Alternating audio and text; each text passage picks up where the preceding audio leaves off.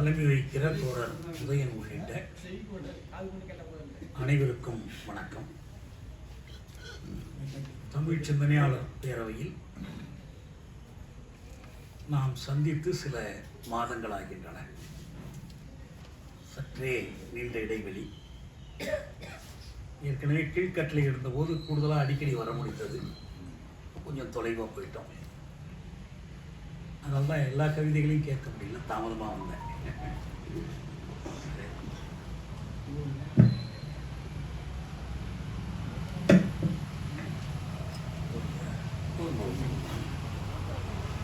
ஜனவரி 25 மொழிப்போர் ஈகியர் வீரவணக்க நாள் வருவதை மனதில் கொண்டு இந்த நிகழ்ச்சியை மொழிப்போர் வரலாறு குறித்து பேசுவதாக தமிழ் சிந்தனையாளர் பேரவை ஒழுங்கமைத்திருக்கிறார். வரலாறு என்று சொல்கிற போது இந்த ஆண்டு, இந்த மாதம், இந்த நேரத்தில் இது நடந்தது என்று சில நாட்களை வரிசைப்படுத்தி பதிவு செய்வது என்பதாகத்தான் பொதுவாக புரிந்து கொள்ளப்படுகிறது. ஆனால் வரலாறு என்று சொல்வது நாட்கள், நேரம் பற்றியது மட்டுமல்ல. ஓரளவுக்கு தேவை. பிரெஞ்சு புரட்சி எந்த நாளில் நடந்தது, ருஷ்ய புரட்சி எந்த நாளில் நடந்தது, ஏன் இந்த ஒரு குறிப்பிட்ட ஜனவரி 25 இந்த நாளாக நாம் தேர்ந்தெடுக்கிறோம் என்பதெல்லாம் தேவைதான். அது எளிதில் நாம் பார்த்து தெரிந்து கொள்ளக்கூடிய செய்தி தான். அது ஒன்றும் பெரிய சிரமப்பட்டு புரிந்து கொள்ள வேண்டிய செய்தி அல்ல. ஆனால் இந்த வரலாற்றை நிகழ்வுகளின் வரிசையாக பார்க்காமல் ஒரு போராட்டத்தின் இயங்கியல் போக்காக எப்படி புரிந்து கொள்வது என்பதுதான் நமக்கு முன்னால் இருக்கிற விதம். இதன் வழியாக நடந்திருக்கிற சமூக வளர்ச்சி என்ன, இந்த வரலாற்றின் தொடர்ச்சியாக நம்முடைய போகும் வழி எப்படி இருக்க போகிறது, எப்படி இருக்க வேண்டும். வரலாறு என்றால் வந்த வழி என்று பொருள். ஆறு என்றால் வழி. அதை வைத்துதான் இந்த கோள்கள் செல்லக்கூடிய பாதை தான் வாழ்க்கையை தீர்மானிக்கிறது என்ற மூட நம்பிக்கையினால் கோளாறு என்று சொல் வந்தது. கோள் செல்லும் வழி. நமக்கு கோள் நாளெல்லாம் சிக்கல் இல்லை. ஆகவே இந்த வரலாற்றை, நம்முடைய கடந்த காலத்தை கற்று புரிந்து கொள்வதற்கும் நிகழ்காலத்தில் ஊன்றி நின்று வருங்காலத்திற்கு திட்டமிடுவதற்குமான ஒன்றாக நாம் எடுத்துக்கொள்ள வேண்டும். தோழர் உதயன் இங்கே சொன்னது போல மொழிப்போர் வரலாறு என்பது தமிழ்நாட்டை பொறுத்தவரைக்கும் முதல் மொழிப்போராக 1937 மாகாண பிரதமராக ஆட்சிக்கு வந்த ராஜகோபாலாச்சாரியார் இந்தியை பாடமொழியாக திணித்த போது அதற்கு எதிராக தமிழறிஞர்களும் சுயமரியாதை இயக்க தலைவராக தந்தை பெரியாரும் நடத்திய அந்த போராட்டம் முதல் மொழிப்போர் என்று அழைக்கப்பட்டது. இரண்டாவதாக 1965 இந்திய அரசமைப்பு சட்டத்தின்படி அந்த தேதி ஜனவரி 26 இந்தி முழுமையான ஆட்சி மொழியாவதற்கு நாள் குறிக்கப்பட்டது. அதற்கு ஒரு நாள் முன்னதாக மாணவர்கள் போராடத் தொடங்கினார்கள், பொதுமக்கள் போராடத் தொடங்கினார்கள். 26 அன்று திராவிட முன்னேற்ற கழகம் நாடெங்கும் கருப்பு கொடி ஏற்றுவது என்ற ஒரு திட்டத்தை எல்லாம் அறிவித்தது. அதன் அடிப்படையில் தான் இந்த ஜனவரி 25 குறிக்கப்படுகிறது. அது அந்த ஆண்டு மார்ச் இறுதி வரைக்கும் தொடர்ச்சியான போராட்டங்கள் நடைபெற்று அது இரண்டாவது மொழிப்போர் என்று அழைக்கப்படுகிறது. இந்த இரண்டுக்கும் இடையில் நிறைய இந்தி திணிப்புக்கு எதிரான போராட்டங்கள் நடந்தன.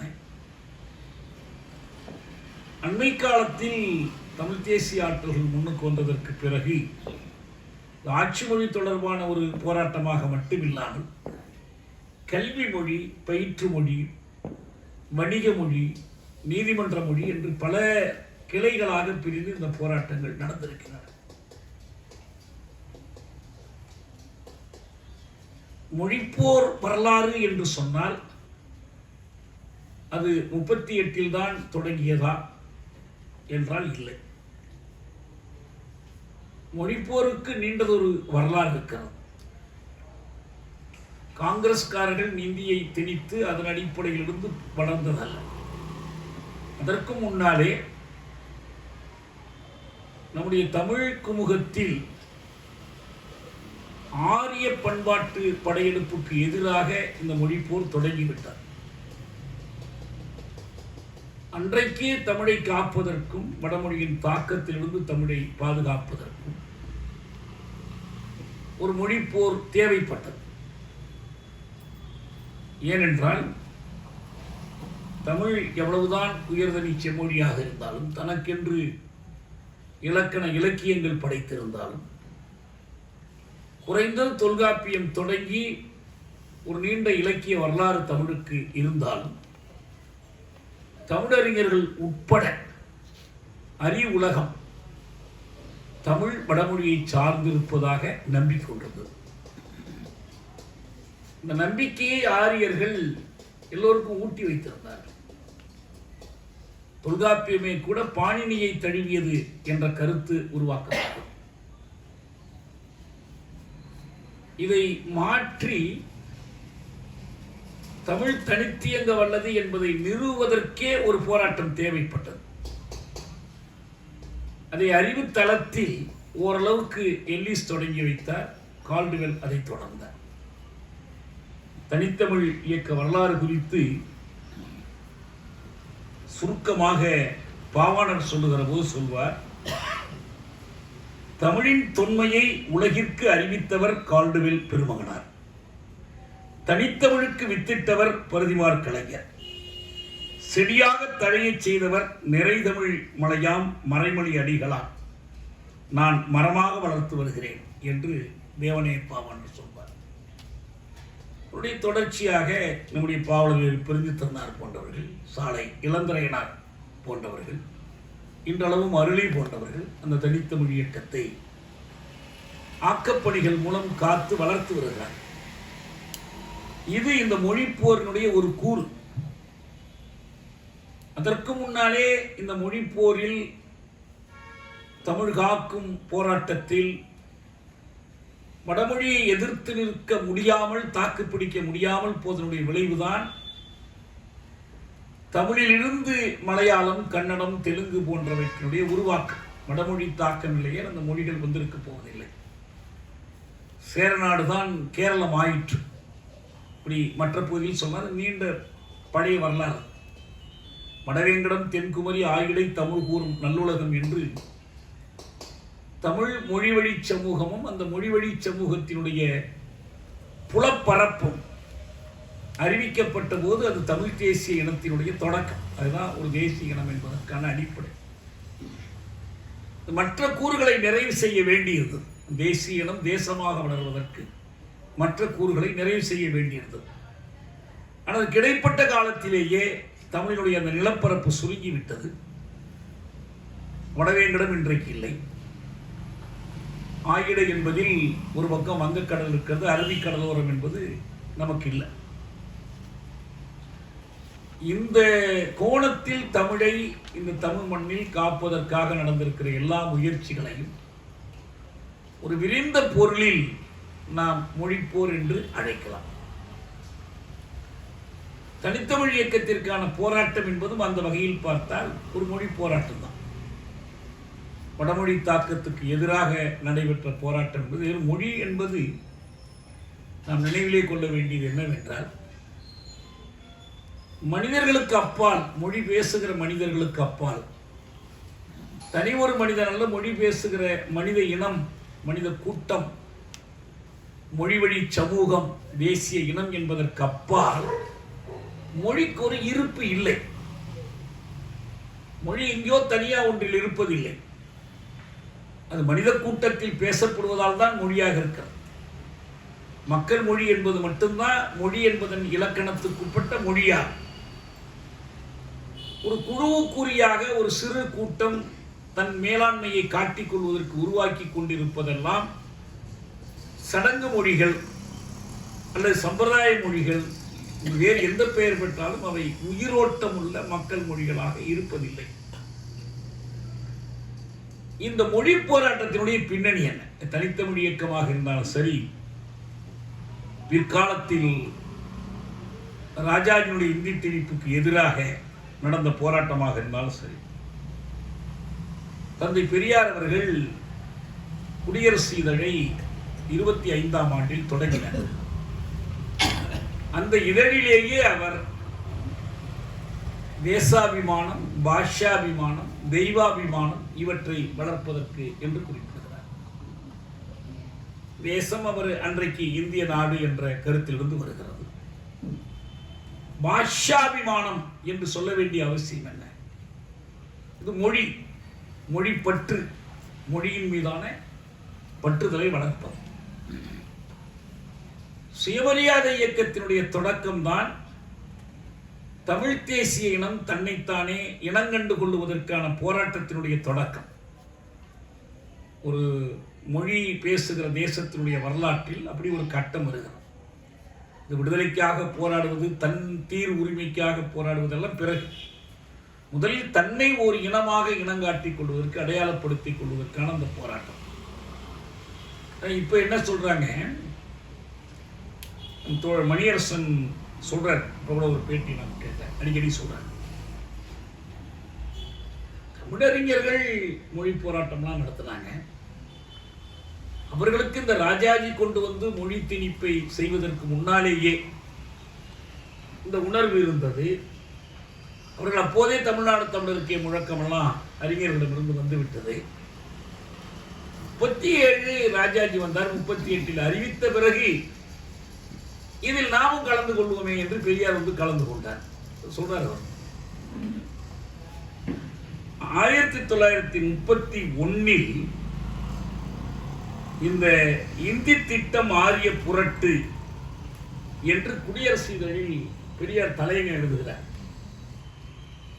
இந்தி என்பது பார்ப்பன ஆதிக்கத்திற்காக ஏற்படுத்தப்பட்ட புரட்டு என்பதை தவிர அதில் எவ்வித உண்மைத்தன்மையும் இல்லை என்பதை அறிவுள்ள எவரும் ஆட்சேபிக்க மாட்டார்கள் என்றே கருதுகிறோம். கண்மூடித்தனமாய் எல்லோரையும் இந்தி கற்றுக்கொள்ள வேண்டும் என்று அரசியல் பேரால் நிர்பந்திப்பது எப்படி ஒழுங்காகும் என்று கேட்கிறோம். இந்தி என்பது அநேகமாக வடமொழியின் சார்போ அல்லது பிரிவோ ஆகும். இதுதான் இங்க இருக்கிற முக்கியமான செய்தி. இது வெறும் தாய்மொழி அயல்மொழி சிக்கல் மட்டுமல்ல. நீங்கள் தாய்மொழி அயல்மொழின்னா தமிழ் தாய்மொழி, தெலுங்கு அயல்மொழி, தமிழ் தாய்மொழி, இன்னொரு மொழி அயல்மொழி. இந்தியை பொறுத்தவரை அது வடமொழியாகிய சமற்கிருதத்தினுடைய ஒரு வடிவம். இந்தியே கூட அதனளவில் பார்த்தால் இந்த பல்வேறு மொழிகள், கடிபோலியில் தொடங்கி பீகாரி, மைத்திலி, போஜ்பூரி, மார்வாரி, இந்த பல்வேறு மொழிகளுடைய ஒரு உயர் வகுப்பாருடைய தொடர்பு மொழி, அவ்வளவுதான். இந்த மொழிகளெல்லாம் கிட்டத்தட்ட அழிஞ்சு போச்சு. மார்வாரிகள் பெரிய செல்வாக்கோடு இருக்கிறவர்கள், நிறைய பணபலத்தோடு இருக்கிறவர்கள். மார்வாரி மொழி எங்க போச்சு? போயிடுச்சு. குஜராத்திகள் இலக்கிய சங்கம் அமைத்திருக்கிறாங்க. காந்தி சொல்றார், அட குஜராத்திகளே, உங்களுக்கு தான் தாய்மொழி பற்றே கிடையாதே என்று சொல்றார். அவங்க இன்னைக்கு பார்த்தீங்கன்னா இந்தியாவில் இந்தி திணிப்பில் ரொம்ப முன்னுக்கு நின்று கொண்டிருப்பவர்கள் குஜராத்திகளா இருக்கிறாங்க. அதான் ஒரு வேடிக்கை. ஏன்னா இந்தி அப்படித்தான், யாருக்கும் அதன் மீது ஒரு வணிகத்திற்கு தேவையான ஒன்று, குஜராத்தி சேட்டுகளுக்கும் மார்வாரிகளுக்கும். அப்ப இந்தி பேசக்கூடிய பகுதிகள் என்று அழைக்கப்படுகிற பகுதிகள் உண்மையில் இந்தியை தாய்மொழியாக கொண்ட மக்கள் ஒரு சிறு பகுதி மட்டும்தான். அது ஜார்க்கண்ட்னா ஜார்க்கண்டி அவர்களுடைய பழங்குடி மொழி இருக்கிறது. உத்தரகாண்டில் அங்கே மொழி சிக்கல் இருக்கிறது, நிறைய இருக்கு. நம்ம அதுக்குள்ளேலாம் விரிவாக போகிறோம். நான் இங்கே சொல்ல வர்றது என்னன்னா, இது ஒரு மொழிக்கும் இன்னொரு மொழிக்குமான போராட்டம் அல்ல. இது ஒரு தேசிய இனம் தன் இருப்பை தக்க வைத்துக் கொள்வதற்கும் அதற்கு எதிராக திணிக்கப்படுகிற ஒன்றுக்குமான போராட்டம். திணிக்கப்படுவதில் வெறும் அயல் மொழியை திணிக்க வேண்டும், அயல் நாட்டு ஆதிக்கத்தை ஏற்படுத்த வேண்டும் என்ற நோக்கம் மட்டுமல்ல, அந்த சமூகத்திற்குள் இருக்கக்கூடிய ஆளும் நிலையில் இருக்கக்கூடிய ஆளும் வர்க்கத்தினுடைய ஆதிக்கத்தை, ஆட்சியை நிறுவ வேண்டும் என்பது நோக்கம். அதான் பெரியார் பார்ப்பன ஆதிக்கத்துக்காக ஏற்படுத்தப்பட்ட மொழி திணிப்பு. அதுவும் அந்த இந்திக்கு பின்னால் இருப்பது எது? சமஸ்கிருதம். இன்று வரையிலும் நீங்கள் இதுதான் உண்மை. இந்தி திணிப்பு வெறும் ஒரு மொழியின் திணிப்பு அல்ல, அது வடமொழி வழியாக அவர்கள் நிறுவ விரும்புகிற பார்ப்பன ஆதிக்கத்தை, பார்ப்பன பணிய ஆட்சியை நிறுவுவதற்கான ஒரு வழி. இது பெரியார் 31 எழுதுனது மட்டுமில்லை, இதுக்கு முன்னாலேயும் சான்றுகள் உண்டு. இன்றைக்கு இருக்கிற இந்திய அரசமைப்பு சட்டத்திலேயே இதுதான் இருக்கு. அரசமைப்பு சட்டத்தினுடைய 17வது பகுதியில் 343 இந்தியை அலுவல் மொழியாக திணிக்க சொல்லுங்க. 348 ஆங்கிலத்தை உயர் நீதிமன்ற, உச்ச நீதிமன்ற மொழியாக்கு. 351 மிக தெளிவா இந்தியை அணியப்படுத்த வேண்டும். ஆட்சி மொழியாவதற்கு அணியப்படுத்துவதற்காக இந்தியாவினுடைய பன்முக பண்பாட்டின் பல்வேறு கூறுகளையும் உள்வாங்கி அதனை வளப்படுத்த வேண்டும். இதை மட்டும் சொல்லிவிட்டு இருந்தா பிரச்சனை இல்லை.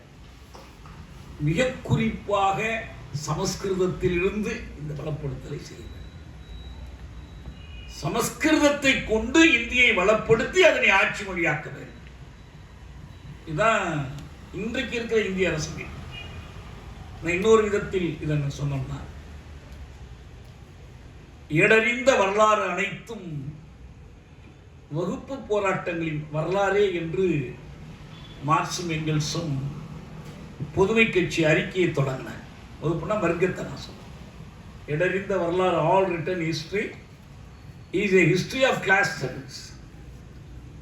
இந்த வர்க்க போராட்டம்னா என்ன என்பதை லெனின் விளக்குறார். கிளாஸ் ஸ்ட்ரகிள்ங்கிற தலைப்புல ஒரு என்சைக்ளோபீடியாவுக்கு அவர் எழுதிய கட்டுரையில முதல் வாக்கியமே இதுதான். சமூகத்தில் அல்லது இன்றைக்கு இருக்கிற உலக சூழலில் வர்க்கத்துக்கும் வர்க்கத்துக்கும் இடையே, பிட்வீன் கிளாஸஸ், அப்புறம் தேசத்திற்கும் தேசத்திற்கும் இடையே மோதல்கள், முரண்பாடுகள் உள்ளன. வர்க்கம் இன்னொரு வர்க்கத்தோட மோது, முதலாளிக்கும் தொழிலாளிக்கும் பிரச்சனை இருக்கு. தேசம் இன்னொரு தேசத்தோடு முரண்படுது. அயர்லாந்துக்கும் இங்கிலாந்துக்கும் முரண்பாடு இருக்கு. ஐரிஷ்காரர்கள் இங்கிலாந்தை எதிர்த்து போராடுவதும் அதுவும் ஒரு வர்க்க போராட்டம் தான். அதுதான் லெனினுடைய விளக்கத்திற்கு பொருள். அப்ப இந்தி திணிப்புக்கு எதிரான போராட்டம், இந்தியை திணிப்பது ஏதோ ஒரு கிறுக்கனுடைய மூளையில் ஏற்பட்ட ஒன்று அல்ல. அதுக்கு ஒரு வர்க்க நலன் இருக்கு. இந்தியை திணிப்பதில் ஒரு வர்க்க நலன் இருக்கிறது. அந்த வர்க்க நலன் அதை எதிர்த்து நிற்கிற மக்களுடைய வர்க்க நலனோடு மோதிக்கொள்கிறது. எங்களுக்கு தமிழ் தான் வேணும், இந்தி வேணான்னு சொல்வதில் ஒரு வர்க்க நலன். இந்த வர்க்கங்களுக்கு இடையிலான போராட்டத்தினுடைய ஒரு வடிவமாகத்தான் மொழி போராட்டம். சரியாக சொன்னால் மொழிப்போருக்கு ஒரு சமூக உள்ளடக்கம் இருக்கிறது. இந்த போராட்டம் உருவிலிகளுக்கு இடையிலான போராட்டம் அல்ல. உருவமில்லாத ஏதோ ஒரு மொழி, இந்த மொழி இதுக்கு ஒரு இலக்கணம் இருக்கு, இதுக்கு ஒரு இலக்கியம் இருக்கு, இது தமிழுக்கும் இந்திக்குமான சண்டை. இந்தியில பாருங்க ஹை ஹைன்னு வருது, தமிழ் இனிமையா இருக்கு, அடித்தொண்டையில பேச வேண்டியதில்லை. இந்த மாதிரியான போராட்டம் அல்ல இது. இந்த புரிதல் இல்லாத காரணத்தினால்தான், இந்த மொழிப்போரை ஒரு வர்க்க போராட்டமாக பார்க்கிற அந்த புரிதல் இல்லாத காரணத்தினால்தான் தனித்தமிழ் இயக்கம் பற்றிய மார்க்சியர்களுக்கு ஒரு குழப்பம் இருந்தது. தனித்தமிழ் இயக்கம் எவ்வாறு தோன்றியது? அவர் சொன்னாரு, கால்டுவெல் நான் தனித்து எங்க வல்ல மொழின்னு சொல்லிட்டாரு. பரிதிமார் கலைஞர் அவர் தனித்தமிழுக்கான ஆரம்ப விதைகளை ஊன்றினார். அது இப்போல்லாம் அறிவியலில் என்ன தமிழ் அறிஞர்கள் சொல்கிறாங்கன்னா, அவர் பேசாமல் சூரியமால் கலைஞராகவே இருந்திருக்கலாம். சூரியன் தமிழ் சொல் தான், சூடு என்பதிலிருந்து வர்றது தான் சூரி, அதுதான் சூரியன். இப்போ ஒருத்தர் எழுதியிருக்கிறார். ஆனால் அவர் நினச்சார் அன்னைக்கு, என்னடா சூரியன்னா ஏதோ வடமொழி மாதிரி இருக்குது அவர் வேறு, அதனால் அவர் அப்படி மாற்றிட்டார். அது போனால் போடும். அப்போ அதுக்கு பிறகு மறைமலை வந்தார். மறைமலை அடிகளுக்கு என்ன, அவருக்கு சைவம் தமிழ் ரெண்டு கண்கள்னாரு. இதுக்கு எதிராக வேதாசலத்தை பேரை மாற்றிக்கிட்டாரு. அவர் அந்த மகளோடு ஒரு உரையாடல், நான் என்னுடைய இந்த தனித்தமிழ் இயக்க நூற்றாண்டுக்காக எழுதின கட்டுரையில் நான் இதை பற்றி எழுதியிருக்கிறேன், அதனால் அவர் மாற்றிக்கிட்டாரு. அப்புறம் ஜீவா கூட தன்னுடைய பேரை இன்பன்னு மாற்றி வச்சுக்கிட்டார். உயிரின்பன், ஜீவானந்தம் வந்து உயிரின்பன் என்று மாற்றி வச்சுக்கிட்டார். அப்படி மாற்றி வைத்துக் கொண்டதுக்கு பிறகு மறைமலைகளை பார்க்க வேண்டும் என்று ஆசையாக பல்லாவரத்துக்கு போய் அவருடைய வீட்டுக்கு வெளியே நின்று கதவை தட்டினார், அல்லது அழைப்பு மொழியை அழிச்சிருப்பார். அப்போ யாருப்பா போஸ்ட்மேனா அப்படின்னு உள்ளே சத்தம் வந்துச்சான். ஆஹா, நம்மெல்லாம் பேரையே மாற்றிக்கிறோம், இவர் போஸ்ட்மேன் இங்கிலீஷில் சொல்கிறாரு என்று அவர் வெறுத்து போயிட்டார். இது உண்மையாக பொய்யும். ஆனால் உண்மை என்னன்னா, தனித்தமிழ் இயக்கத்தை இப்படியெல்லாம் பார்க்கறது இல்லை. நல்லா தமிழில் பேசினா தனித்தமிழ், யாராவது ஒரு இங்கிலீஷ் வார்த்தை கலந்துட்டா தனித்தமிழ் இயக்கம் இல்லை, அப்படியெல்லாம் இல்லை. அப்படி அதை பார்க்கக்கூடாது. தனித்தமிழ் இயக்கத்திற்கு ஒரு சோஷியல் கண்டென்ட், சமூக உள்ளடக்கம். அந்த சமூக உள்ளடக்கத்தை புரிந்து கொண்டால்தான் ஏன் தனித்தமிழ் இயக்கம் இந்த காலத்தில் ஏன் வந்து தோன்றுது, எதனால வருது. நீங்கள் ஒரு பக்கம் ஆரிய மொழி திணிப்பு, வடமொழி திணிப்பு, இன்னொரு பக்கம் ஆங்கிலேயர் வந்துட்டதுனால ஆங்கில மொழி கலப்பு, ஆங்கில மொழி திணிப்பு, மணிப்புரவாள நடை என்ற ஒரு புதிய நடையே தோன்றி அது சிறப்பாக பேசப்படுது. மணிப்புரவாள நடையில் நான் எழுதுவதுதான் நல்லது என்று கருதக்கூடிய ஒரு கூட்டமே உருவாயிடுச்சு. நம்ம காலம் வரைக்கும் ஜெயகாந்தன்லாம் அப்படி தான் இருந்தேன், நான் அப்படி தான் எழுதுவேன்னு சொல்லக்கூடியது. இப்படிலாம் இருக்கிற ஒரு காலத்தில் இந்த காலம் எப்படிப்பட்ட காலம் என்பதை பற்றி சிவத்தம்பி எழுதுகிறார். சமூகத்தில் சாதி மறுப்பு இயக்கம் வளருது, ஆணாதிக்கத்துக்கு எதிரான இயக்கங்கள் வளருது, சமத்துவம் நோக்கிய அறம் சார்ந்த சமூகம் நோக்கிய போராட்டங்கள் வளருது. இந்த பின்னணியில் தான் தனித்தமிழ் இயக்கத்தின் தோற்றத்தை புரிந்து கொள்ள வேண்டும் என்று அவர் எழுதுகிறார். இப்ப இந்த பல்வேறு இயக்கங்களுடைய ஒரு எதிரடிப்பு, அதனுடைய பிம்பமாகத்தான் தமிழிலான மொழி சார்ந்த சீர்திருத்த இயக்கங்கள் வருது. நம்ம தமிழ்நாட்டுக்குள்ள நின்னோம்னா இதை புரிந்து கொள்வதை விட உலக அளவில் பார்த்தோம் என்றால், ஐரோப்பாவில் லத்தீன் மொழியினுடைய ஆதிக்கம் நிலவி, இன்னைக்கு எப்படி வேதங்களை வேறு மொழிகளுக்கு பெயர்க்கக்கூடாது, வேறு மொழிகளில் படிக்கக்கூடாது என்று இன்னைக்கும் சங்கராச்சாரியார்கள் சொல்றாங்களோ, அதுபோல பைபிளை லத்தீனில் தான் படிக்க வேண்டும், லத்தீனில் தான் ஓத வேண்டும். 13ஆம் நூற்றாண்டு வரைக்கும் பைபிள் ஆங்கிலத்தில் மொழிபெயர்க்கப்படவில்லை. இன்னைக்கு எல்லா உலக மொழிகளையும் மொழிபெயர்த்தாச்சு. கடையில் போய் நம்ம மளிகை கடையில் ஜாமான் வாங்கினா பைபிள் காகிதமாக இருக்கிறதுக்கான வாய்ப்பு நிறைய இருக்கு. அவ்வளவு பரவலாக அது 1-2 இல்லை, பல மொழிபெயர்ப்புகள் வந்துருச்சு. ஆனால் அன்னைக்கு அது மறுக்கப்பட்டுச்சு. அது பைபிளுடைய உள்ளடக்கத்தையே மக்கள் அறிந்து கொள்ள முடியாத ஒரு நிலையில் அது இருந்துச்சு. அதனால தான் இருந்துச்சு. அது வெறும் தத்தியில் இல்லை. அதுபோல தான் வேதங்களை இது வந்து வடமொழியில் இருக்குது. அப்போ இதையெல்லாம் எதிர்த்து இயக்கம் நடத்துகிற போது என்ன தேவைப்படுகிறது என்றால், இந்த மொழி திணிப்புகளை எதிர்க்கணும். அவங்களுக்கு அங்கே அப்படி வரும்போது தான் அவங்க என்ன பண்ணாங்க, அவங்களுடைய அந்த மொழித்துறையில் ஏற்பட்ட மறுமலர்ச்சி என்பது வட்டார மொழிகளாக தூற்றப்பட்ட பழிக்கப்பட்ட மொழிகளை தேசிய மொழிகளாக உயர்த்துகிற போராட்டமாக அமைந்துச்சு. தன்னுடைய அறிவியல் ஆய்வுரையை இத்தாலியனில் தான் எழுதுவது என்பதில் கலீலியோ உறுதியாக இருந்தார். அதனால்தான் அறிவியல் வளர்ச்சிக்கும் இந்த தாய்மொழிக்குமான தொடர்பை அது காட்டியது. பல இலக்கியங்கள் அந்தந்த மொழிகளில், ஜெர்மன்ல கெத்தே அல்லது பிரெஞ்சில் வந்த இலக்கியங்கள், இப்போ ஆங்கிலத்தில் வந்த இலக்கியங்கள் இதெல்லாமே ஒரு 500-600 ஆண்டுகளுக்கு உட்பட்டவை தான். நம்ம அளவுக்கெல்லாம் ரொம்ப பழமையெல்லாம் ஒன்றும் கிடையாது. இதெல்லாம் கொண்டு வர வேண்டிய தேவை ஏற்பட்டுச்சு. அதன் மூலமாக அந்த மொழிகள் தேசிய மொழிகளாக உயர்ந்து அந்த மொழி வழி சமூகங்களில் சமூக புரட்சிகளுக்கான அடித்தளம் அதனோடு சேர்ந்து இடப்படும். இது தனியா அவங்க எல்லாரும் ஒரு மொழிபெயர்ப்பு மொழியை வச்சுக்கிட்டு புரட்சி பண்ணலை. பிரெஞ்சுக்காரன் பிரெஞ்சு மொழியின் வழியாகத்தான் புரட்சி இலக்கியங்களை படைத்தார்கள். புரட்சிக்காக மக்களை அணிதிரட்டினார்கள். மெராபோ பிரெஞ்சில் பேசினார், வால்டேர் ரூசோ பிரெஞ்சில் எழுதினாங்க. அது பிரெஞ்சு மக்களை அணியப்படுத்தியது.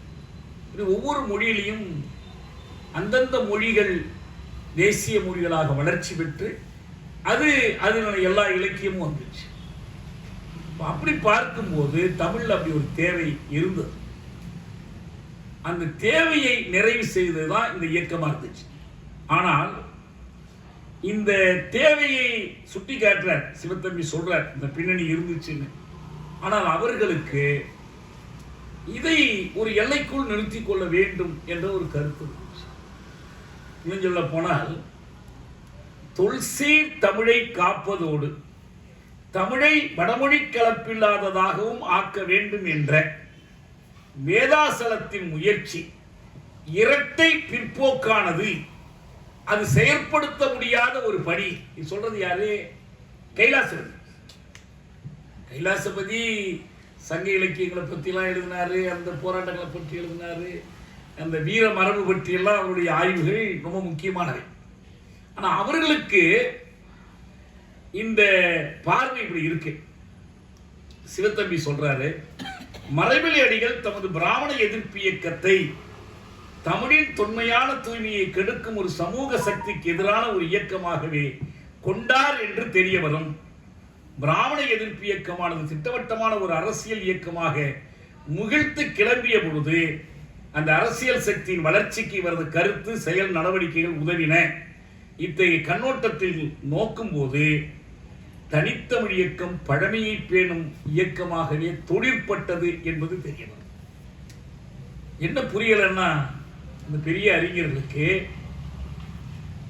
பிராமண எதிர்ப்பு இயக்கத்தினுடைய ஒரு கிளைதான் தனித்தமிழ் இயக்கம். தனித்தமிழ் இயக்கத்தினுடைய ஒரு வெளிப்பாடு தான் பிராமண எதிர்ப்பு இயக்கம். ரெண்டும் இடையுறவு கொண்டவை, ரெண்டுக்கும் இயங்கியல் தொடர்பு உண்டு. இப்போ சாதாரண ஒரு நீண்ட வரலாற்று காலத்தை நாம் எடுத்து பார்ப்போம். 30லிருந்து இன்னைய வரைக்கும் எடுத்து பார்ப்போம். தனித்தமிழ் இயக்கம் வேண்டாம், நாங்கள் வடமொழியிலேயே பேசுவோம் அல்லது வடமொழியை கலந்து தான் பேசுவோம்னு சொல்றவன் யாரும் பிராமண எதிர்ப்பு இயக்கத்தில் இல்லை, இல்லையா? அவன் பூரா பார்ப்பனியத்தை பாதுகாக்கிற இயக்கத்தில் இருக்கிறவன் தனித்தமிழுக்கு எதிராக நிற்கிறான். தனித்தமிழ் இயக்கத்தில் வந்தவங்க அவங்க திராவிட இயக்கத்தோடு மாறுபட்டவர்கள் உட்பட பாவலரேராக இருக்கலாம், அதுக்கு முன்னால் தேவனைய பாவாக இருக்கலாம், யாரும் பார்ப்பனியத்துக்கு ஆதரவாக நிற்கிறாங்க. இது ரெண்டுக்கும் ஒரு இடையுறவு இருக்கிறது. ஏன்னா தனித்தமிழ் இயக்கம் என்பது மொழி போராட்டம் மட்டுமல்ல, சமூக சக்திகளுக்கு இடையிலான ஒரு போராட்டம். அன்னைக்கும் சரி இன்னைக்கும் இதே சிக்கல் தான். பாலதண்டாயுதம் தனித்தமிழ் இயக்கத்துக்கு எதிராக எழுதுறார். ஜெயகாந்தனை பத்தி சொல்லவே வேண்டாம். ஜெயசங்கராவுக்கு போயிட்டாரு. தனித்தமிழ் இயக்கத்தை பழித்துக் கொண்டு அவர் எங்க போய் நிற்கிறார்னா ஜெயசங்கராவுக்கு போய் நிற்கிறார். இந்த மொழி போராட்டத்தை அன்றைக்கு தனித்தமிழ் இயக்கம் மட்டுமல்ல, 37-38 தொடங்கிய அந்த மொழி போராட்டத்தை, அதனுடைய விளைவாக தரப்பட்ட தனித்தமிழ் தமிழ்நாடு தமிழருக்கே என்ற முழக்கத்தை, இதையெல்லாம் புரிந்து கொள்ளாதனுடைய விளைவுதான் இந்த மொழி தேசிய சிக்கலில் பொதுமை கட்சிகள், இடதுசாரி கட்சிகள் ஒரு நிலைப்பாடு எடுக்க முடியாத விளைவுதான் ஆரியமாயா திராவிடமாயா நூலில் தோழர் பி. ராமமூர்த்தி எழுதுகிறார், இந்தியாவில் நம்ம நோக்கம் எல்லா மொழிகளையும் ஆட்சி மொழிகளாக்கணும், எல்லாம் தேசிய மொழிகள் தான், மொழிகளுக்கிடையில் சமத்துவம் வேண்டும், ஆனால்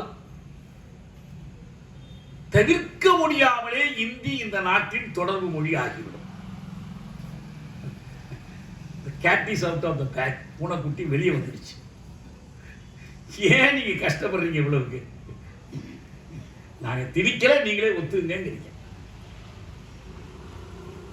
தமிழ்நாட்டில் தொல்லையா இருக்கு, அதனால நாங்களும் இந்தி இருக்கிறோம்னு சொல்ல வேண்டியிருக்கு. இந்தி பேசுற மாநிலத்தில் போய் இந்தி இருக்கிறோம்னு பேச மாட்டேங்கிறாங்களே, நம்ம மொழியை திணிக்க வேண்டியதில்லை அப்படிலாம் ஒரு நிலைப்பாடு இல்லையே. காரணம் என்னன்னா அந்த புரிதல் இருக்கிற குறைதான். மொழிப்போரை அதனுடைய உள்ளடக்கத்தை, அதனுடைய முற்போக்கான உள்ளடக்கத்தை அவங்க புரிந்து கொள்ளல. அதனுடைய விளைவு என்ன? இன்று வரையிலும் இந்த குழப்பம் அவங்களுக்கு நீடிக்கும். 65 மொழி போராட்டத்தின் போது ஒரு செய்தி அடிக்கடி பேசுறாங்க. இந்த போராட்டத்தில் ஈடுபடுவதா இல்லையா, நம்ம கலந்து கொள்ளலாமா இல்லையா என்பது பற்றி மார்க்சிஸ்ட் கட்சியில் ஒரு கருத்து வேறுபாடு வந்துச்சு. நான் மார்க்சிஸ்ட் கட்சின்னு சொல்றேன்னா பொதுவாக இடதுசாரி கட்சி எல்லாத்தை பற்றி சொல்றேன். இது நேரடியாக எனக்கு பழக்கம் உள்ளது, எனக்கும் நெருக்கமானதுங்கிறதுனால இதையே உதாரணமாக சொல்லிட்டு இருக்கிறேன். வெளியில மொழி போராட்டம் நடந்துட்டு இருக்கு. 65 ஜனவரியில் தொடங்கி 64 தான் மார்க்சிஸ்ட் கட்சி சிபியிலிருந்து பிரிந்து உறுப்பினர். இதுல நம்ம என்ன செய்யணும், எப்படி போராடணும் அப்படின்னு ஒரு கலந்துக்கிறதா இல்லையா? கட்சிக்குள்ள 2 வேறு கருத்துக்கள். கலந்து கொள்ளக்கூடாதுன்னு முடிவெடுத்தார். இந்த முடிவு கடலூர் மத்திய சிறையில் எடுக்கப்பட்டது. ஆனா போராட்டம் வளரும் போது இவங்களுக்கு ஒரு நெருக்கடி வருது. ஏன்னா இவங்க தொழிற்சங்கத்தில் இருக்கக்கூடிய தொழிலாளி கலந்துக்கலாம், இவங்க தொழிற்சங்க தலைவர்கள் கலந்து கொண்டு விரும்புறாங்க. தொழிற்சங்க தலைவர்கள் ஒரு பிரிவினர் நேர்மாறா இவங்க தலைமைக்கு மாறான கருத்து மேற்கொள்றாங்க. அப்ப கடைசி கட்டத்தில் பிப்ரவரி மார்ச்ல தான் அவங்க இந்த போராட்டத்தில் நாம் கலந்து கொள்வதுன்னு ஒரு முடிவெடுக்கிறாங்க. முடிவெடுக்கிற அந்த கட்டம் நெருங்குகிற போது பிப்ரவரி ஒரு 12க்கு முன்னால், பிப்ரவரி 12 நம்ம உச்சகட்டத்துக்கு ஒரு 11, 12 குமாரபாளையம், திருப்பூர் வரலாறு படிச்சிங்கன்னா உங்களுக்கு தெரியும். அந்த கட்டத்தில் இந்த போராட்டத்தை கைவிடுவது என்று அந்த மாணவர் போராட்ட குழு முடிவெடுக்குது. சென்னையில் கூடிய அதுக்கு அண்ணாவும் ராஜாஜியும் காரணமாக இருக்காங்க. போராட்டத்தை எங்களிடம் விட்டு விடுங்கள், நீங்க போயிடுங்க என்று சொல்றாங்க. ஆனா கோவையில் மாணவர் குழு கூடி இதை ஏற்க முடியாது, நாங்க இந்தி திணிப்புக்கு எதிரான போராட்டத்தை தொடருவோம் என்று முடிவெடுக்கிறாங்க.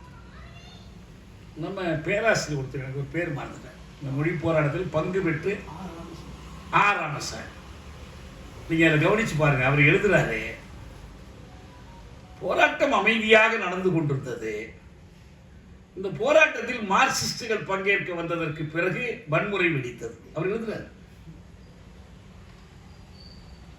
ஏன்னா சென்னையிலேயே என்ன பண்ணாங்கன்னா, எனக்கு அந்த தோழர்களை நல்லா தெரிஞ்சதுனால நான் சொல்றேன், அங்கங்க ரயில் மறியல் நடக்குது. நம்ம ரயிலை மறிச்சா போதாது, ரயிலுக்கு தீ வைக்கணும் அப்படின்னு முடிவெடுக்கிறாங்க. முடிவெடுத்து அப்போ இந்த ஃபர்ஸ்ட் கிளாஸ் செகண்ட் கிளாஸ் பிரிவுகள் இருக்கு பாருங்க, இந்த சாதாரண பயணிகள் இருக்கிற பிரிவெல்லாம் நம்ம ஒன்றும் செய்யக்கூடாது அப்படின்னு சொல்லிட்டு அது ஒரு வர்க்க பார்வை. ஃபர்ஸ்ட் கிளாஸை மட்டும் தீ வச்சு கொடுத்துறாங்க. சென்னையில் நடந்துச்சு, சென்ட்ரல் நடந்துச்சு. வர்க்க பார்வை மொத்தத்திலேயே மொழி போராட்டத்தில் இருக்கிற வர்க்க பார்வை இல்லை. மொழி போராட்டத்துக்காக எதை கொடுத்தெல்லாம் வைக்கலாங்கிறதுல மட்டும் அது ஒரு வர்க்க பார்வை. அது ஒரு குழப்பமான நிலை. இப்ப நமக்கு முன்னால் இருக்கிற கேள்வி என்னன்னா, இது முதல் மொழிப்போர் முடிச்சு 65ல் 2ஆம் மொழிப்போர் முடிச்சு, என்ன படிப்பினை? தமிழ்நாடு இந்தி திணிப்பை ஏற்காது என்று உறக்க சொன்ன ஒரு போராட்டமாக அது அமைந்துச்சு. அது பார்ப்பனபடிய அரசுக்கு சொன்ன ஒரு செய்தியாக மட்டுமல்ல, தமிழ்நாட்டின் எல்லா அரசியல் தலைவர்களுக்கும் சொன்ன ஒரு செய்தியாயிடுச்சு. காங்கிரஸால் கூட ஒன்றும் செய்ய முடியாது, இதை மாற்ற முடியாது. ஏன்னா காங்கிரஸ் பொறுத்த வரைக்கும் அவங்களுக்கு இந்த 38 மொழி போராட்டம் தெரியும். 38க்கு முன்னால் நான் சொல்ற மாதிரி 31ல் பெரியார் எழுதுறாரு, இந்த இந்தி திணிப்பு எதிர்ப்பு, வடமொழி திணிப்பு எதிர்ப்பு என்பதில் தமிழ்நாட்டுக்கு இருக்கிற நீண்ட பாரம்பரியம் அவங்களுக்கெல்லாம் தெரியும். அரசமைப்பு வரைவு குழுவினுடைய உறுப்பினராக இருந்த டி கிருஷ்ணமாச்சாரி அரசமைப்பு பேரவையில் உரையாற்றினார். அவருடைய பேச்சே இருக்கு. இந்த மாதிரி இந்தி தான் ஆட்சி மொழியாகணும் என்று இந்த இந்தி பேசும் பகுதியைச் சேர்ந்த அந்த நண்பர்கள் வலியுறுத்துறாங்க. வேண்டாம், நான் கேட்டுக்கிறேன். ஏனென்றால் ஏற்கனவே எங்கள் மாநிலத்தில் தனித்து செல்ல வேண்டும் என்ற பிரிவினை சிந்தனைகள் மேலோங்கி இருக்கின்றன. உங்களுக்கு இந்தியா வேண்டுமென்றால் ஆங்கிலமே ஆட்சி மொழியாக இருக்கிறது. உங்களுக்கு ஹிந்தியா போதும் என்றால் நீங்க இந்திய திணிங்க. இந்தியா வேணுமா ஹிந்தியா வேணுமா? இந்த கேட்டது டி கிருஷ்ணமாச்சாரி தான். கடைசியில் முடிவெடுத்துட்டாங்க. அதுக்கப்புறம் ஒன்றும் பண்ண முடியாது. அதனுடைய காங்கிரஸ் உறுப்பினர்களை கூட்டி சரிக்கு சமமாக வந்துச்சு. ராஜேந்திர பிரசாத்தினுடைய கேஸ்டிங் ஓட்டை வச்சு முடிவெடுத்துட்டாங்க. இவங்க அரசமைப்பு பேரவையில் நிறைய விவாதங்கள்லாம் நடக்கும். ஆனால் முடிவெடுக்கிறது பூரா அந்த காங்கிரஸ் குழு தான். அந்த முடிவை கொண்டு வந்து இங்கே திணிச்சிருவாங்க. அதில் முடிவெடுக்கிறதுல முக்கியமான 3 பேராக இருக்கிறது ராஜாஜி, இந்த மன்னிக்கணும், நேரு, வல்லபாய் பட்டேல், சீதாராம், பட்டாபி சீதாராமையா. இவங்க தான் முடிவெடுக்கிறவங்க. இதுதான் தலைமை குழு. அங்கே முடிவெடுத்து இங்கே கொண்டு வந்து நடைமுறைப்படுத்திட்டு போயிருப்பாங்க. இதுல மற்றவங்களுக்கு பெரிய பங்கு இல்லை. இதில் என்னன்னா, இந்த அயல்மொழி திணிப்பு, இந்தி திணிப்பு, வடமொழி திணிப்பு, இதற்கு பின்னால் ஒரு வகுப்பு நலன் இருப்பது போல ஆங்கில மொழி திணிப்புக்கு பின்னாலேயும் ஒரு வகுப்பு நலன். இதுதான் நம்ம புரிந்து கொள்ளதான் முக்கியம். இதுல பார்ப்பன நலன் இல்லை. ஆனா பார்ப்பனர்கள் உள்ளிட்ட பணக்காரர்களுக்கான நலன் இருக்கு. ரொம்ப எளிமையான ஒரு உதாரணம் தான் நமக்கு. இந்திய உச்ச நீதிமன்றத்திலும் உயர் நீதிமன்றத்திலும் இன்றைக்கும் ஆங்கிலம்தான் நீதிமொழி. இந்த 348 ஒரு பிரிவு இருக்குது. அதுல ஒரு துணை பிரிவு என்ன சொல்லியிருக்கிறாங்கன்னா, உச்ச நீதிமன்ற உயர் நீதிமன்றத்துக்குரிய மொழி ஆங்கிலம் தான். முடிச்சிட்டாங்க. English shall be the language of the Supreme Court and the High Court and for the bills passed by the legislature. Parliament, சட்டசபையில் நிறைவேற்றப்படுகிற சட்ட முன்வடிவுகள் எல்லாமே ஆங்கிலத்தில் தான் இருக்கணும். அதுதான் ஒரிஜினல். நீங்கள் மொழிபெயர்ப்பு பண்ணி கொடுத்துக்கலாம் மற்றதெல்லாம். ஆனால் ஏற்கப்படுவது இதுதான். இப்போ கூட பாருங்க, இந்த 3 கிரிமினல் சட்டங்கள் கொண்டு வந்தாங்கல்ல, இந்த 3 கிரிமினல் சட்டங்கள் பெயரை மாற்றிருக்கிறாங்க. அதுக்கு என்னென்னமோ பேர் புதுசாக வச்சிருக்கான். ஆனால் சட்டங்கள் இப்பயும் ஆங்கிலத்தில் தான் இருக்கும். ஆங்கிலத்தில் இருந்தால் தான் சொல்ல முடியாது. அதை மாற்ற முடியாது. இந்திக்கோ வடமொழிக்கோ அதை மாற்ற முடியாது. ஏன் ஆங்கிலத்தில் இருக்கணும்? உச்ச நீதிமன்ற மொழியும் உயர் நீதிமன்ற மொழியும் ஏன் ஆங்கிலத்தில் இருக்கணும்? என்ன காரணம்? இப்போ நம்ம தமிழ்நாட்டில் ஒரு மாநில அளவிற்கு கீழமை நீதிமன்றங்களில் ஆங்கிலத்தோடு தமிழையும் பயன்படுத்தலாம். இப்போ நம்ம ஒரு அயல் மொழியை பயன்படுத்துறதை விட தமிழை பயன்படுத்துவது எளிதாக இருப்பதனால் வாதிடுறவங்க தமிழில் வாதிடுறாங்க, நீதிபதிகள் தமிழில் தீர்ப்பு எழுதுறாங்க.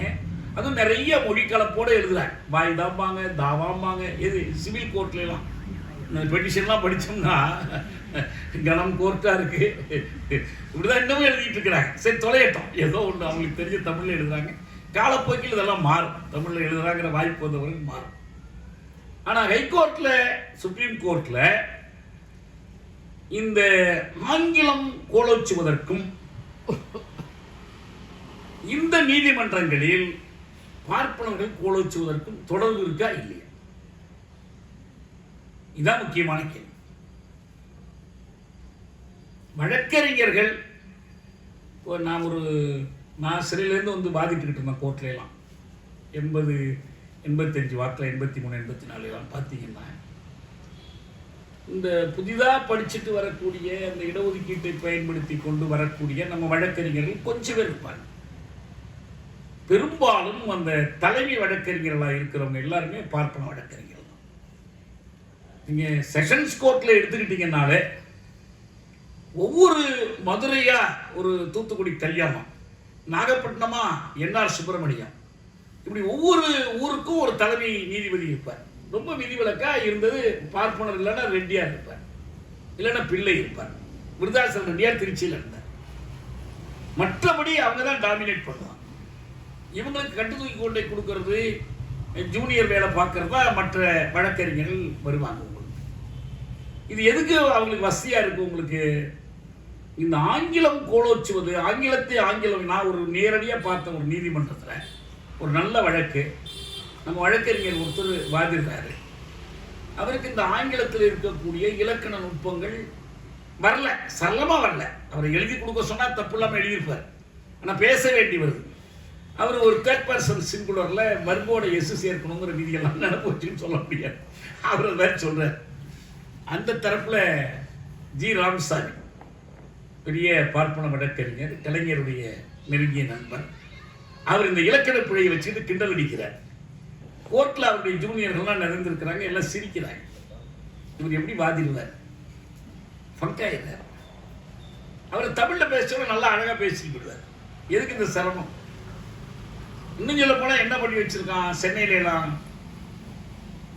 தலைமை நீதிபதி தமிழ் தெரியாதவராக இருக்கணும். வேறு மாநிலத்தை சேர்ந்தவர் தான் இங்கே தலைமை நீதிபதி. தமிழனாக இருந்தால் தமிழ் மக்களுடைய உணர்வுகள் தெரிஞ்சு போயிடும்ல. கடைசியாக இஸ்மாயில் தான் இருந்தார், அதுக்கு பிறகு யார் இருந்தால் எனக்கு ஞாபகம் இல்லை. இதே மாதிரி தமிழ்நாட்டு நீதிபதியை கொண்டு போய் மணிப்பூர்லையோ வேறு இடத்துலையோ போகிறோம். இதெல்லாம் என்னத்தை வளர்க்கிறாங்க? சரி, இதுதான் தேசிய ஒருமைப்பாட்டை வளர்க்கிறாங்கன்னா மிக தெளிவாக தெரியுது. தேசிய ஒருமைப்பாடு பார்ப்பனர்களுக்கானது. இது நல்லா புரிஞ்சு. யாருக்காக தேசிய ஒருமைப்பாடு? தெளிவாக இருக்கிறாங்க. தமிழனுக்கு தமிழன் நீதிபதியாக இருக்கக்கூடாது, முடிச்சுட்டான். அப்படி தமிழன் இருந்தால் அவன் பார்ப்பன தமிழனா இருக்கணும்.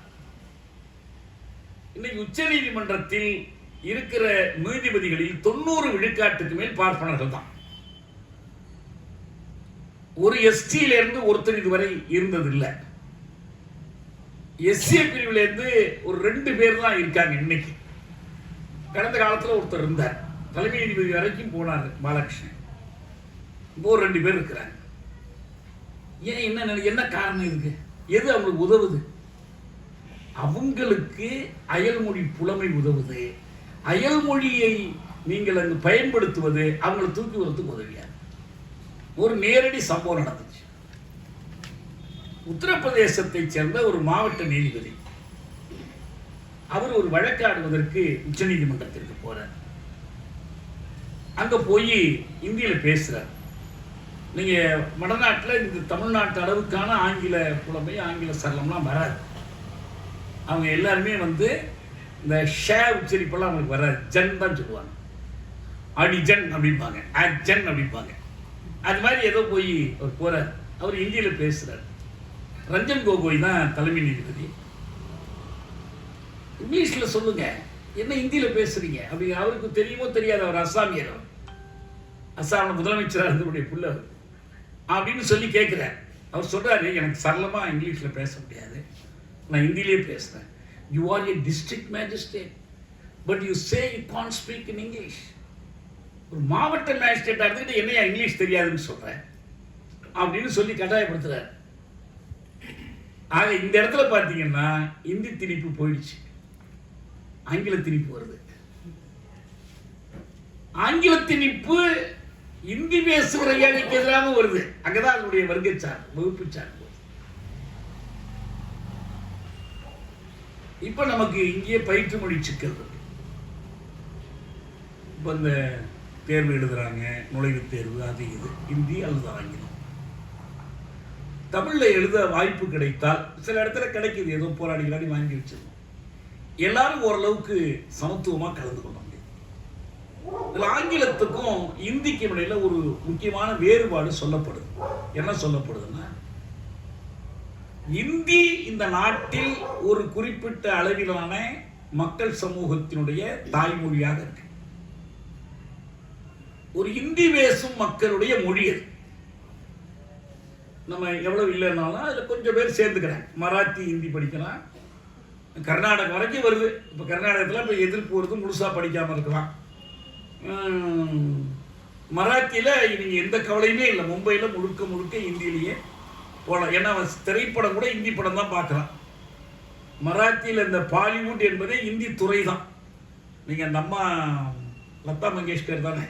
அவங்க சொன்னாங்க, யாராவது மராத்தியில் படம் எடுக்கிறதா இருந்தால் சொல்லுங்கள், நான் இலவசமாக பாடி கொடுக்குறேன். நாங்கள் எனக்கு மராத்தி மொழியில் படம் கிடையாது, பாடுறதுக்கான வாய்ப்பு கிடையாது. இந்தியில் தான் எல்லாமே. பீகார் பூரா அப்படிதான், அந்த துறை எல்லாமே இந்தி கையில் இருக்குது. ரைட்டு. அப்போ இயல்பாகவே நமக்கு இந்திக்கும் தமிழுக்குமான போட்டின்னு வந்துச்சுன்னா தமிழன் இரண்டாம் நிலைக்கு போயிடறான். நமக்கு நம்ம மேலே இந்தி திணிக்கப்படுகிற போது அவனுக்கு அது தாய்மொழி, சொந்த மொழி, குறைந்தது நன்கு பழகிய மொழி. அவனுக்கு அந்த மொழிக்குரிய இலக்கணப்படி சமூக ஊடகத்திற்குரிய மொழி, மீடியம் ஆஃப் சோஷியல் லிவிங், சமூக வாழ்க்கைக்குரிய ஊடகம் அதுதான். அலுவலகத்தில் எல்லா இடத்துலையும் பயன்படுத்துகிற மொழி. நமக்கு அப்படி இல்லை. எனவே இயல்பாகவே நம்ம இரண்டாம் நிலைக்கு தள்ளப்படுறோம். அவன் அதில் முன்னுரிமை பெற்றுறான். ஆனால் ஆங்கிலம், இப்போ நாகாலாந்தில் அவங்க பல்வேறு பழங்குடி மொழிகள் இருந்தாலும் ஒரு பொது மொழியாக அவங்க ஆங்கிலத்தை பயன்படுத்துகிறாங்க. அது ஒன்றை நீக்கிட்டு பார்த்தீங்கன்னா நாகாலாந்து ஒரு சிறு பகுதி. அந்த ஆங்கிலம் என்பதும் ரொம்ப ஆங்கிலேயம் பேசுகிற ஆங்கிலம்லாம் இல்லை. அவங்க பொது மொழியாக ஆங்கிலத்தை பயன்படுத்துகிறாங்க. ஏன்னா அவங்களுக்கு ஒரு பல பழங்குடி மொழிகள் வளர்ச்சி பெறாத மொழிகள், தென்னாப்பிரிக்காவில் மாதிரி தான் ஒரு 13 வளர்ச்சி பெறாத மொழிகள் இருந்தபோது அவங்க ஆங்கிலத்தை பொது மொழியாக ஏற்றுக்கொண்டாங்க. அந்த மாதிரி தான் அவங்களுக்கு. அதை நீக்கிட்டு பார்த்தீங்கன்னா இந்தியா முழுவதிலும் இந்திக்கும் தமிழுக்கும் இருக்கிற போட்டி போன்றது அல்ல ஆங்கிலத்துக்கும் தமிழுக்குமானது. அதனாலதான் சுலபமாக எங்களால் என்ன பண்ண முடியுதுன்னா, நம்ம இந்தியை எதிர்ப்போம், ஆங்கிலத்தை வைத்துக் கொள்வோம்னு சொல்றதுக்கான அடிப்படை அதிலிருந்து தான் வருது. ஆனால் இங்கே என்ன சிக்கல்னா, இந்த தேசிய ஒடுக்குமுறை என்பது சமூக ஒடுக்குமுறையோடு இணைந்த ஒன்று. இந்த தேசிய ஒடுக்குமுறைக்கு வெறும் மொழி என்ற பொருள் மட்டும் நம்ம கொள்ளும் போது ரைட்டு, இந்தி அவனுக்கு சாதகமானது, நமக்கு பாதகமானது. ஆங்கிலம் அவனுக்கும் நமக்கும் பொது. அதுதான் இந்த வாதத்துக்கு என்ன பேர் சொல்றாங்க, it creates a level playing field. ஒரு விளையாட்டு மைதானத்தில் ஒரு பக்கம் பள்ளம் ஒரு பக்கம் மேடாக இருக்கக்கூடாது. பள்ளத்துக்கு வந்து வேகமாக போயிடும், மேட்டில் ஏற்றுறது கஷ்டம். ஆனால் விளையாட்டு மைதானம் சமமாக இருக்கணும். இப்போ இந்தி வந்து இந்த லெவல் பிளேயிங் ஃபீல்டை அழிச்சிருது. ஆனால் ஆங்கிலம் அழிக்காது. ஆங்கிலம் வந்து லெவல் பிளேயிங் ஃபீல்டை கிரியேட் பண்ணுது. இதுதான் வந்து வழக்கமாக ஆங்கிலத்துக்கு சாதகமாக சொல்லப்படுகிற கருத்து. இங்கேதான் நம்ம ரொம்ப கவனமாக இருக்கணும். என்னன்னா, ஆங்கிலம் லெவல் பிளேயிங் ஃபீல்டை ஆங்கிலம் படித்த ஒரு ஐஏஎஸ்க்கும் தமிழ் படித்த ஐஏஎஸ்க்கும் இடையில லெவல் பிளேயிங் ஃபீல்டு சரிதானே? ஒரு ஆங்கிலம் படிப்பாளிக்கும் தமிழ் படிப்பாளிக்கும் இடையில, இது இந்தி படிப்பாளிக்கும் தமிழ் படிப்பாளிக்கும் ஆங்கிலம் பொதுவானது, அது லெவல் பிளேயிங் ஃபீல்டு. ஆனால் ஒரு தமிழ்நாட்டினுடைய பார்ப்பனருக்கும் தமிழ்நாட்டினுடைய தலித்துக்கும் இடையில அது லெவல் பிளேயிங் ஃபீல்டை கொடுக்குமா? கொடுக்காதே. அவன் பேசுற இங்கிலீஷோட இவன் எங்க போய் போட்டி போடுறது? அவனுக்கு ஆங்கிலம் கற்கிற வாய்ப்புகள், படிக்கிற வாய்ப்புகள், அவனுக்கு வீட்டிலேயே வந்து ஐசிஎஸ் படித்தவன், ஐஏஎஸ் படித்தவன், பரம்பரையா வரக்கூடிய வாய்ப்புகள். நம்ம சமூக வழியிலும் கல்வி வழியிலும் பிற்படுத்தப்பட்டவர்கள் சொல்றோம்ல, சமூக வழியிலும் கல்வி வழியிலும் முற்படுத்தப்பட்டவர்கள் யாரு? அப்ப சமூக வழியிலும் கல்வி வழியிலும், கல்வி வழியிலும் என்பதனுடைய பொருள் என்ன? ஆங்கிலம் படிப்பதிலும் அவனுக்கான வாய்ப்புகள் அதிகம், நமக்கான வாய்ப்புகள் குறைவு. ரெண்டு பேரும் எப்படி சமமா இங்கிலீஷ் பேச முடியும்? லெவல் பிளேயிங் ஃபீல்டு இங்கிலீஷ்னால நமக்கு எப்படி வரும்? லெவல் பிளேயிங் ஃபீல்டு நமக்கு வர்றதுக்கு ஒரே வழி நம்ம மொழி தான். நீயும் வா, நானும் வர்றேன், தமிழ்ல போட்டி போட்டு எல்லா மக்களுக்கும் அதுதான் தாய்மொழி, அதுதான் செவிலி தாய். இங்கிலீஷில் போய் போட்டி போட வேண்டிய கட்டாயம் இருக்கிற இடத்துல போட்டி போடுவோம். நான் வேண்டாம்னு சொல்றேன். நீங்க மாஸ்கோவில் போய் ஒரு பல்கலைக்கழகத்தில் சேர்ந்து படிக்கணும்னா நீங்க ருஷ்யனை கத்துக்கிட்டு நீங்க ருஷ்யனோட போட்டி போடலாம், அங்க வரக்கூடிய வேற வெளிநாட்டோட போட்டி போடலாம். அது வேற வழியே இல்லை. நீங்க அதை கஷ்டப்பட்டு தான் செஞ்சாங்க. நீங்க ருஷ்யாக்காரனோட ஒரு விண்வெளி களத்தில் அனுப்பப்படுறீங்கன்னா அந்த ருஷ்யனை படிச்சுட்டு தான் போகணும். இப்போ நாசாவில இருந்து அனுப்பப்படுற விண்வெளி களத்தில் ஒருத்தர் போறாங்கன்னா அந்த இங்கிலீஷ் தான். நீங்க அங்க போய் தமிழ் கேட்க முடியாது. அதுக்கு எல்லாம் ஒரு குறுகிய சிறு பிரிவு, அவங்களுக்கு அதுக்கான பயிற்சி மற்ற வாய்ப்புகள் எல்லாமே இருக்கு. ஒரு 2-3 மாசத்துக்குள்ள ஒரு அயல் மொழியினுடைய ஒர்க்கிங் நாலேஜ் பெறலாம். அதை செயலுக்கு உகந்த முறையில் கத்துக்கலாம். அது ஒன்றும் கஷ்டமே இல்லை. அதுக்காக நீங்க மழலை நிலையிலிருந்து தொடங்கி இங்கிலீஷை கற்றுக் கொடுக்கணும், இங்கிலீஷை கல்வி மொழியாக்கணும். அப்புறம் அவன் அடுத்து கொண்டு வந்துடுறான், செகண்ட் லாங்குவேஜா ஹிந்தியை கொண்டு வரணும், சமஸ்கிருதத்தை கொண்டு வரணும். நீ வேணும் நான் ஜெர்மனை கற்றுக்க. யாருக்கு எது ஸ்பெஷலைஸ் பண்ண விரும்பினாலும் அது படிச்சுட்டு போகணும். யாரும் வேண்டாங்களே. நம்ம தமிழ் சமூகத்தில் ஏற்பட்டிருக்கிற மிகப்பெரிய குறைபாடே என்னன்னா, ஆங்கிலத்தை நியாயப்படுத்துகிற போதெல்லாம் என்ன சொல்லி நியாயப்படுத்துகிறார்கள்னா, அறிவுச்சாளரத்தை திறப்பதற்கு அதுதான் வழி. இப்போ தோழர் என்ன கேட்பார், நீங்க எப்படி படிச்சீங்க? இங்கிலீஷ் படிச்சீங்கன்னா தானே இதெல்லாம் எங்களுக்கு சொல்றீங்க இல்லையா? இங்கிலீஷ் படிச்சதுனால எங்களுக்கு சொல்றீங்க. அப்போ எங்களை எப்படி இங்கிலீஷ் படிக்க? நான் படிக்கணும்னு யாரையுமே சொன்னேன். ஆனால் நான் என்ன சொன்னேன், நான் ஆங்கிலம் படித்ததை போல இன்னொருவர் ஸ்பானிஷ் படிக்க முடிந்தால் சேகுவேராவையும் காஸ்ட்ரோவையும் அந்த மொழியிலே படிக்கலாமே. நான் ஆங்கிலம் படித்ததை போல ஜெர்மன் படித்திருந்தால் மார்க்ஸோட மூல முதலை ஜெர்மன்ல இருந்து மொழிபெயர்க்கலாமே. எதுக்கு நான் இரவு வாங்கி மொழிபெயர்க்கணும் இன்னொரு மொழிக்கு மாறி? அவர் கையில் இருக்கிற ஒரு ஐஸ் கட்டியை என் கையில் கொடுத்து உங்கள் கையில் நான் திருப்பி கொடுக்கணும்னா இந்த ஐஸ் கொஞ்சம் கரைஞ்சி தானே போகுது. ஜெர்மன்லேருந்து தமிழுக்கு கொண்டு வர்றது எப்படி? ஜெர்மன்லேருந்து ஆங்கிலத்துக்கு வந்து ஆங்கிலத்துலேருந்து தமிழுக்கு வர்றது எப்படி? இது ஏன் முடியாத காரியமா போச்சு? நமக்கு பல்வேறு துறைசார் அறிவு, கலை தொடர்பான அறிவுகள், நமக்கு சமூகத்தில் எல்லா விதமான கலைகளும் கற்றவர்கள் இருக்கணும். நமக்கு அப்படி பார்க்கும்போது நமக்கு என்ன வேணும்? அறிவியல் கற்றவர்கள், அறிவியலுக்குள்ளேயே இயற்பியல் கற்றவர்கள், வேதியியல் கற்றவர்கள், கணிதம் கற்றவர்கள், சமூக அறிவியல், அதுல அறிவியல் தனியா படிச்சவங்க, புவியியல் படிச்சவங்க, பல துறைகள் படித்தவர்கள் வேணும் இந்த சமூகத்துக்கு. சமூகத்தினுடைய தேவைகளை அப்பதான் நம்ம நிறைவு செய்ய முடியும். அப்பதான் நாம் ஒரு வளர்ச்சி பெற்ற முன்னேறிய சமூகமாக நாம் அப்பதான் மாற முடியும். அதே போல மொழி அறிவிலும் நமக்கு ஒரு பன்முகத்தன்மை வேண்டும். இப்போ பிரான்ஸ்ல பிரெஞ்சு மொழி தான் கட்டாயம், அதுதான் கல்வி மொழி, அதுதான் பயிற்று மொழி. பிரெஞ்சு மொழி படிக்காம நீங்க எந்த படிப்பையும் நீங்க முடிக்க முடியாது. ஆனா 5ஆம் வகுப்புக்கு பிறகு இன்னொரு மொழி, இன்னும் ஒரு மொழி அல்ல, one of the European languages, ஐரோப்பிய மொழிகளில் ஒன்றை எடுத்து படிக்கலாம். அது ஜெர்மனா இருக்கலாம், ஆங்கிலமா இருக்கலாம், என்ன மொழியா வேணாலும். அப்ப 3ஆவதாக நீங்க ஏதாவது வெளிநாட்டிலேருந்து வந்திருக்கிறீங்களா, உங்க தாய்மொழியை படிச்சு, அதுதான் 3 லாங்குவேஜ் ஃபார்முலா. அங்கெல்லாம் மதிப்பெண் எடுக்க வேணா, அது படிங்க, படிச்சா நல்லதுன்னு சொல்றாங்க. ஒரு குழந்தைக்கு கற்றல் திறன் குறைபாடு இருந்துச்சுன்னா அந்த உளவியல் வல்லுநர் அந்த குழந்தையை கூப்பிட்டு, பெற்றோரை கூப்பிட்டு, இந்த குழந்தைகிட்ட நீங்க என்ன மொழியில பேசுறீங்க, அந்த மொழி அது என்ன மொழியில உங்களோட உரையாடுது. இவங்க சொல்றாங்க படிப்பெல்லாம் நல்லா வரணுங்கிறதுக்காக நாங்கள் எல்லாம் டேனிஷ் மொழியில தான் அந்த பிள்ளைகிட்ட பேசுவோம். தப்பு. அந்த குழந்தை தாய்மொழியில் பேசணும், நீங்க அதனுடைய தாய்மொழியிலேயே பேசுங்க. அது மட்டுமல்ல, கல்வி நிறுவனத்தில் முடியலைனாலும் உங்க வீட்டில் தாய்மொழி கல்வி கொடுங்க. அது அதனுடைய உளவியல் வளர்ச்சிக்கு ஒரு நல்ல அடித்தளம், அறிவு அடித்தளம் விடுவதற்கு அது இன்றியமையாதது. அந்த அறிவு அடித்தளத்தை வைத்துக்கொண்டு எங்க பள்ளிக்கூடத்தில் டேனிஷ் வழியாகவே எல்லா பாடங்களையும் சுலபமாக கற்றுக்கொள்ளும்.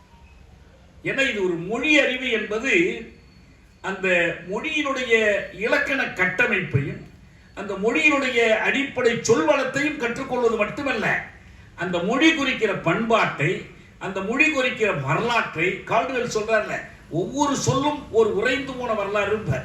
ஒரு சொல்லை ஆய்வு எடுத்து தானே உங்களுக்கு தமிழ் தனித்து எங்க வந்ததுக்கு எப்படி முடிவுக்கு வந்தாங்க. உங்களுக்கு எல்லிஸ் ஆரம்பத்தில் என்ன பண்ணாரு, இந்த அம்மா, அப்பா, பெரியப்பா, சித்தப்பா, மாமா, அத்தை, இதெல்லாம் ஏதாவது மொழியிலிருந்து இரவல் வரப்பட்டிருக்கா, இந்த மொழியிலே இருக்குதான்னு பார்த்தார். இப்படிதான் ஆரம்பம். பார்த்துட்டு சொன்னாரு, இல்ல தமிழ்ல தெலுங்குல இந்த மொழி, இந்த சொற்கள் எல்லாமே இருக்கு, எந்த மொழியின் தயவுமே இல்லாத இந்த அடிப்படை உறவு சொற்கள் இருக்கு. இந்த அளவுக்கு ஒரு முடிவுக்கு வந்தார். கால்டுவெல் அதுக்கு மேல அதை வளர்த்து கொண்டு போனார். வளர்த்து கொண்டு போய் தமிழுக்கென்று தனியான ஒரு சொல்வளம் இருப்பது மட்டுமல்ல, தனி இலக்கணமும் இருக்கு. இது வேற எந்த மொழிக்கும் இன்னொன்னிலிருந்து பெற்றுக்கொள்ள வேண்டியதோ எடுத்துக்கொள்ள வேண்டியதோ இல்லை. இந்த மாதிரியான இலக்கண கட்டமைப்பு, இலக்கிய சொல்வளம் வளர்ச்சி பெற்ற சில மொழிகளுக்கு இருக்கு. அவை வட ஆரிய மொழிகள் அல்ல. ஆனால் வட ஆரிய மொழிகள் அல்லாத இந்த அளவுக்கு வளர்ச்சி பெறாத மொழிகள் இருக்கு. அவை செப்பமுறாத மொழிகள், இவை செப்பமுற்ற மொழிகள். இந்த செப்பமுறாத மொழிகள் எங்க இருக்கு? அது தோடர்கள் பேசுற மொழியா இருக்குது, கோண்டுகள் பேசுற மொழியா இருக்குது.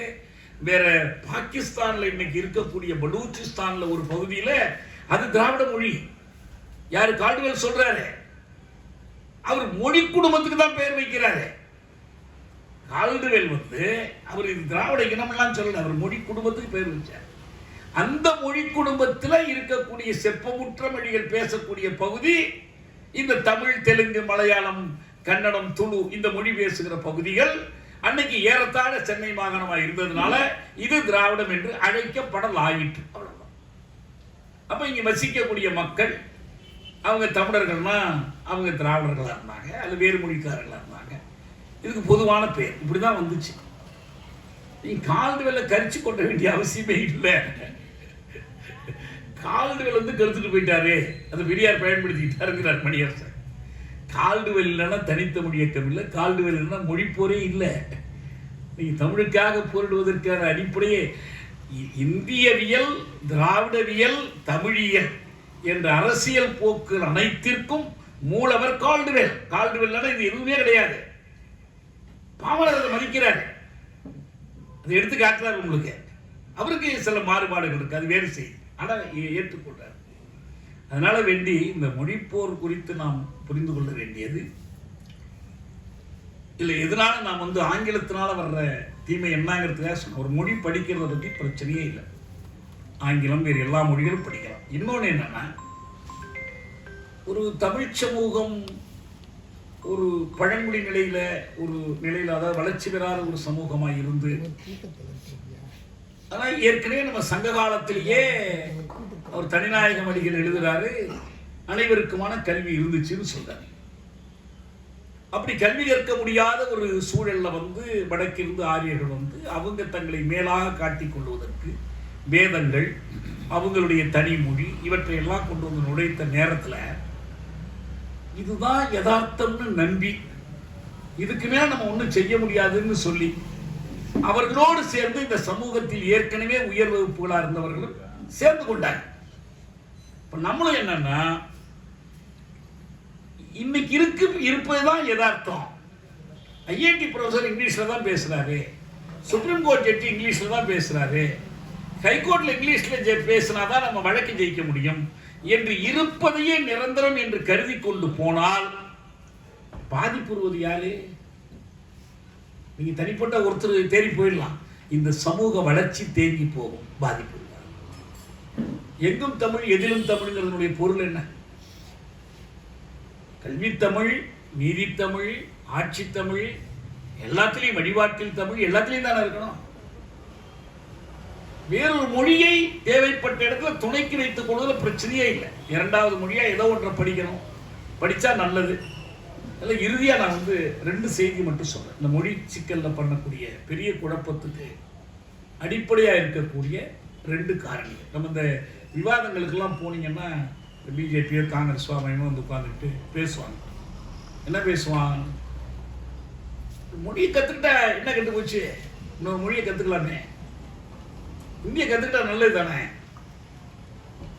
அவன் இங்க ஹிந்தி தெரிஞ்சவன் இங்க பான்பூரி வித்துக்கிட்டு இருக்கான், அவன் தமிழ் கத்துக்கிட்டு. இவன் நம்மால் போய் டெல்லியில வீட்டு வேலை செஞ்சுக்கிட்டு இருக்காங்க, அங்க போய் அங்க ஹிந்தி, அந்த வீட்டுல ஹிந்தி பேசிட்டு தான் இருக்காங்க. ஒன்றும் பெரிய கஷ்டமே இல்லை, யாரு போனாலும் எளிதில் இதெல்லாம் வந்துட போகுது. அதுக்காக இந்தியை போய் எல்லாம் இலக்கண இலக்கியத்தோடு படித்து எல்லா கவிதைகள் செய்யுள்கள் படிக்கணும், பிரேம்சந்திரனுடைய சிறுகதைகள்லாம் படித்து எழுதணும், அதெல்லாம் அவசியமே இல்லை. சரி, படித்தா நல்லது தான், ரைட். இது ஒரு வாதம். இரண்டாவது வாதம், நமக்கு ஒரு தொடர்பு மொழி வேண்டாமா? இந்தியாவில் இருக்கிறோம், உலகத்திலையும் இருக்கிறோம், ஒரு தொடர்பு மொழி, ஒரு லிங்க் லாங்குவேஜ் வேணுமா வேண்டாமா? ஒன்று உலகம் தனக்கு ஒரு லிங்க் லாங்குவேஜ் வேண்டாம் என்று முடிவெடுத்து விட்டது. ஐநாவில் எத்தனை மொழி? ஐநாவில் 6 மொழிகள், வெறும் ஆங்கிலம் அல்ல.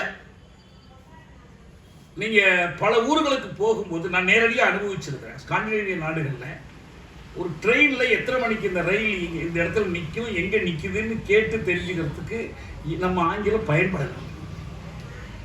எஸ்சிஆர் எழுதுவார், நான் லண்டன் ஹீத்ரோ விமான நிலையத்தில் இறங்கினேன், அதுக்குள்ள இங்கிலீஷ்காரன் பேசுகிற நாடு, நான் பேசுகிற இங்கிலீஷ் உச்சரிப்பு இவ்வளவு நாள் நம்ம படித்த ஆங்கிலம் இந்த ஊரில் பயன்படலைங்கிற முடிவுக்கு வந்தேன். இந்த ஆங்கிலத்தை வச்சு நீங்க ஒன்றும் பண்ண முடியாது. சுத்தமாக ஆங்கிலமே கற்றுக்கொள்ளாத, ஆங்கிலத்துக்கு தொடர்பே இல்லாத வளர்ச்சி பெற்ற நாடுகள் நிறைய இருக்கு. ஸ்பெயின் இருக்கு, போர்ச்சுகல் இருக்கு, லத்தீன் அமெரிக்க நாடுகள் பல நாடுகள் இருக்கு. எல்லா நாடுகளையும் ஸ்பெயின் கட்டாயம் படிக்கிறாங்க, ஆனால் ஆங்கிலம் படிக்கிறது இல்லை. ஒரு சிலர் தேவைப்படுது. அமெரிக்கா இன்னைக்கு உலக வல்லரசாக இருக்கலாம், இந்த உலக மையத்தினுடைய தலைமை பீடமாக இருக்கலாம். அதனால சீனாக்காரன் கூட இங்கிலீஷ் படிச்சுட்டா போய் நம்ம அங்கே போய் கற்றுக்கலாம். அந்த இப்போ நம்ம கூகுளில் போய் தமிழாக இருக்கிற மாதிரி ஏன் சீனாக்காரன் இருக்கிற தடையாக இருக்கு, என்ன வேணாலும் பண்ணிக்கலாம் அப்படின்னு கற்றுக்கலாம். இப்போ நம்ம அதெல்லாம் வச்சு அளவுகள் பேசலை. ஒன்று, இந்தியாவில் யாரும் யாரும் தொடர்பு கொள்ளணும். நம்ம சமூகத்தில், தமிழ் சமூகத்தில் யாரோடெல்லாம் நம்ம தொடர்பு கொள்றோம்.